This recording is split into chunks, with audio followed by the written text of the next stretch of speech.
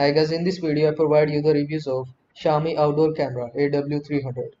Watch the video till the end so you cannot miss any important. Here you will see the specifications of AW300. This is the rating input 12 volt 1 in. Item dimensions this. Net weight of this camera is 249 gram. Field of view is 101.7 degree and resolution is 2304 into 1296. Aperture is f2.0 and video codec is h.265.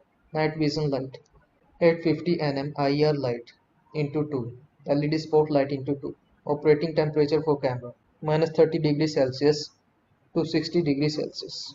Wireless connectivity Wi-Fi IEEE 802.11b/g/n 2.4 GHz. Storage function micro SD card from 32 GB to 256 GB supported. Cloud storage. Now let's look at the reviews of this product. Here you can see the reviews. These are the reviews people provided on the official website of MI, as you can see. And most of the reviews are positive. As you can see, 4.5 stars is provided by the peoples out of 5. Here you will see the reviews. Like people says that good image quality, easy to capture, value for money, good solid stuff. I will try also this. I like Xiaomi cameras. As you can see, the people provide their reviews about this camera.